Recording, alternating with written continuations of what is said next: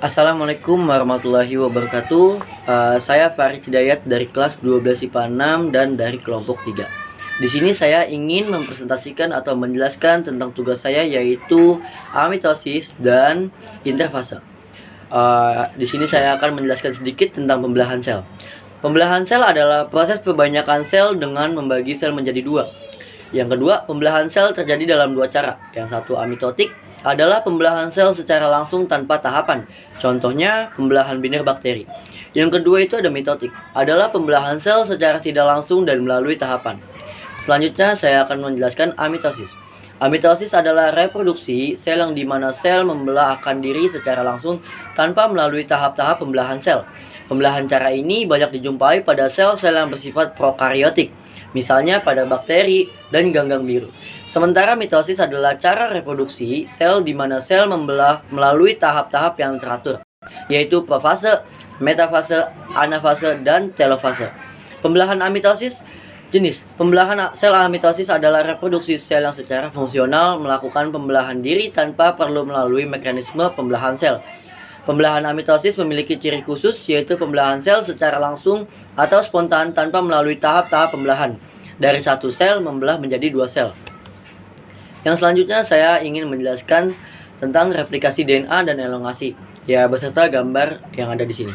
Yang sebelah kiri ada dinding sel, kanan membran plasma, dan di bawahnya ada DNA.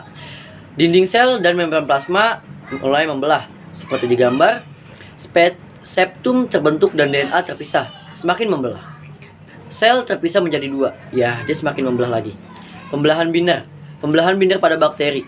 Seperti di gambar, ada DNA, septum, dan dinding sel. Terbentuk membran plasma sehingga sitoplasma terpisah di antara dua sel tersebut. Selanjutnya ada siklus sel. Di sini saya menjelaskan tentang keterangannya aja. Interfase yaitu I, fase M yaitu M, profase yaitu P, metafase yaitu MC, anafase yaitu A, telofase dan yaitu T. Interfase. 1. Tahap interfase adalah tahap istirahat berupa persiapan sel menuju pembelahan.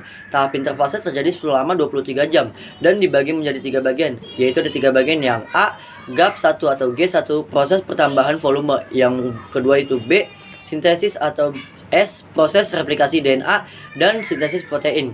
Yang C itu ada GAP2 atau G2, proses pembentukan organel dan sel anakan. 2. Tahap mitotik adalah proses pembelahan inti sel dan sel yang dibagi menjadi tahap profase, metafase, anafase, dan telofase. Sekian dari saya, kurang lebihnya mohon maaf.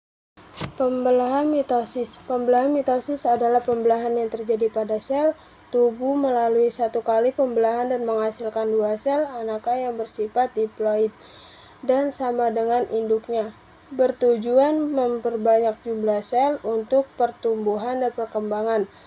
Tahap pembelahan mitosis. Tahap profase. 1. Kromatin memadat membentuk kromosom lalu membentuk kromatid. 2. Sentrosom membelah menjadi dua sentriol kemudian menuju kutub yang berlawanan. 3. Inti sel mulai menghilang. Tahap metafase. 1. Kromatid berjejer di ekuator bidang pembelahan. 2. Sentriol lalu menjulurkan benang spindel berupa mikrotubulus yang berikatan dengan kinetokor tiap kromatid. Tahap anafase. 1. Karyokinesis pembelahan inti kromatid dan sentromernya membelah menjadi kromosom. 2. Kromosom kemudian ditarik benang spindel menuju masing-masing kutub. Tahap telofase. 1. Inti sel mulai terbentuk. 2. Sentriol kembali menjadi sentromer. 3. Sitokinesis pembelahan sel diawali invaginasi dan pelekukan ke dalam sel hewan atau pelekukan keluar sel tumbuhan. Assalamualaikum warahmatullahi wabarakatuh. Saya Siti Salmarania dari 12 IPA 6. Di sini saya akan menjelaskan tentang meiosis 2. Di sini ada profase 2. Profase 2 terjadi pada kedua anak hasil meiosis. 1. Secara bersamaan dilansiri dari Microbenotes. Pada setiap profase membelah menghasilkan dan dua sentrol di sekitar kromosom. Sentriol kemudian bergerak ke ujung-ujung kutub yang berbeda. Di sini ada metafase 2. Pada metafase 2, kromosom kembali berjajar pada garis ekuator dan sentromer membelah membentuk dua anak kromosom. Di sini ada anak fase 2, masing-masing anak kromosom bergerak ke ujung kutub yang berlawan karena ditarik oleh benang del dan sentrol. Ia ada terlahir telofase 2 dilasiri dari genome. Pada telofase, kromosom telah selesai berpindah ke ujung dan membaran. Inti terbentuk menyelubungi kromosom untuk membuat dua inti sel baru. Sekian, terima kasih. Wassalamualaikum warahmatullahi wabarakatuh.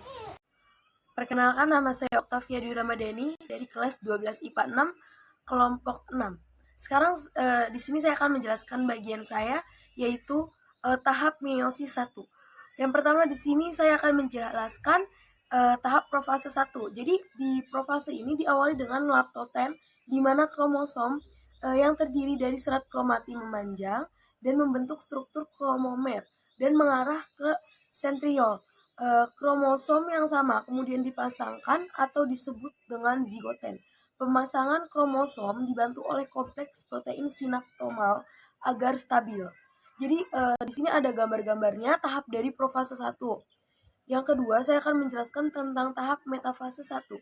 Jadi metafase adalah fase di mana kromosom yang terikat pada benang terkumpul pada secara sejajar pada ekuator sel. Yang ketiga, saya akan menjelaskan tentang tahap anafase 1. Pada fase anafase, kromosom akan bergerak ke dua kutub yang berlawanan, sedangkan sentromer masih utuh. Jadi tahap anafase ini ada satu kromosom yang bergerak ke dua kutub yang berlawanan, sedangkan sentromernya ini masih utuh. Yang keempat, saya akan menjelaskan tentang tahap telofase 1.